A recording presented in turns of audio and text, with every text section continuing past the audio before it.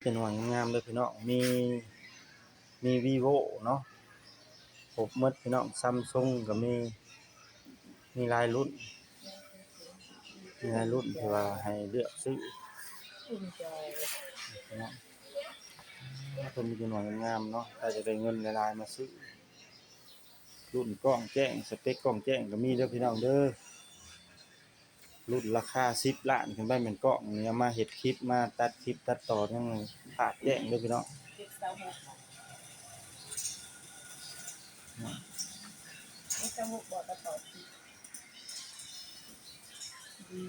สบายดีพี่น้องพบกับบ่าวไซคัม Channel พี่น้องมื้อนี้มาแวะร้านโทรศัพท์เพิ่นพี่น้องเอ้ย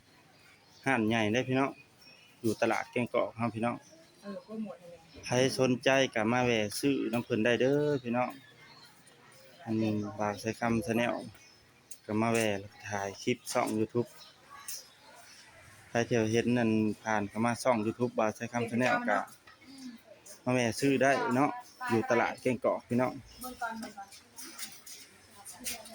ห้านซื้อได้น้องนี่นะห้านมือถือเอกปุ้ยโมบายพี่น้องเด้บ่าวไซคัม Channel มามีโอกาสแล้วก็สิถ่ายคลิปแล้วก็สิเอาลงช่อง YouTube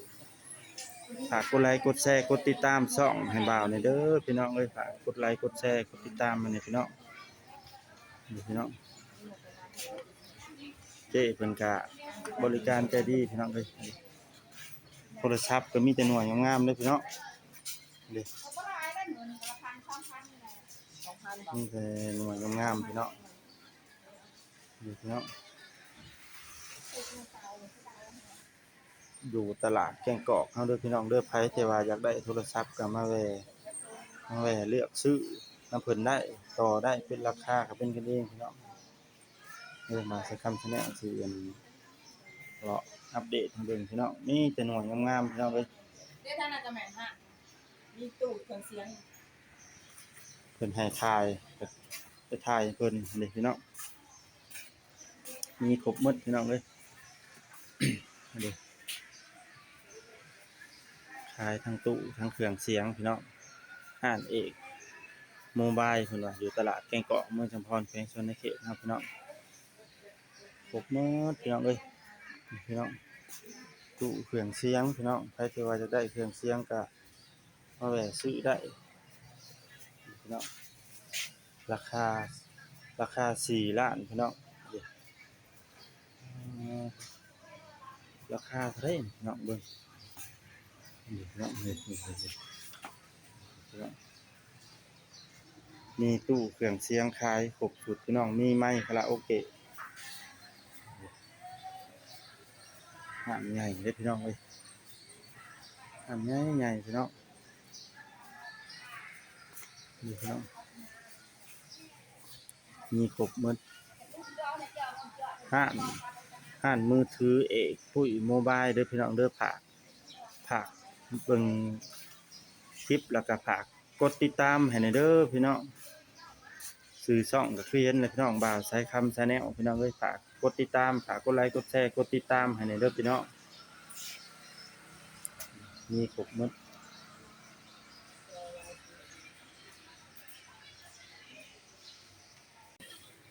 ฝากกดไลค์กดแชร์กดติดตามช่อง YouTube บ่าวไซคัม Channel เด้อพี่น้องเด้อ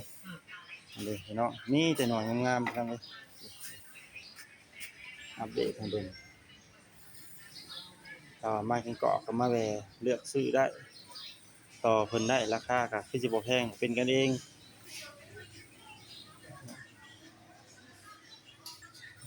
เจ้าของห้างเพิ่น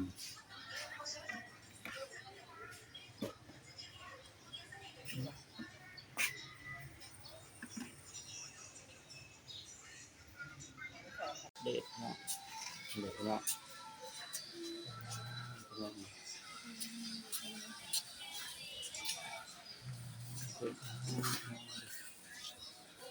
มันเป็นงามพี่น้องเอ้ยเดี๋ยว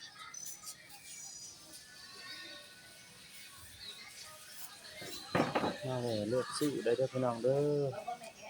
เพิ่นเข้ามาเห็นช่อง YouTube บ่าวไทยคัม Channel ก็มาแวะซื้อได้อยู่ตลาดแก้งกอกเนาะพี่น้อง ห้างมือถือคุยโมบายเนาะพี่น้องเนาะคุยได้พี่น้องอัปเดตให้เบิ่งทางช่อง YouTube ทางช่อง YouTube ใช้คำแสดงมีแต่งานงามๆพี่น้องเลยถ่ายให้เห็นใกล้ๆเลยเนาะ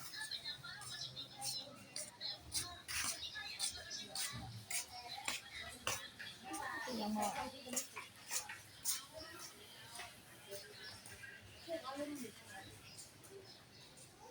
พี่น้อง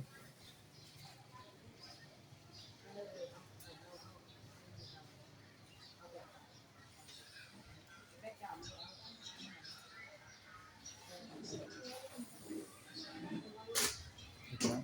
จะยืดเหลือราคาจะดีต่างราคาจะดี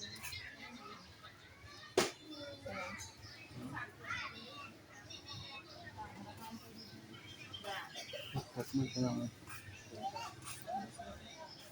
มีแต่หนังงามๆพี่น้องเบิ่ง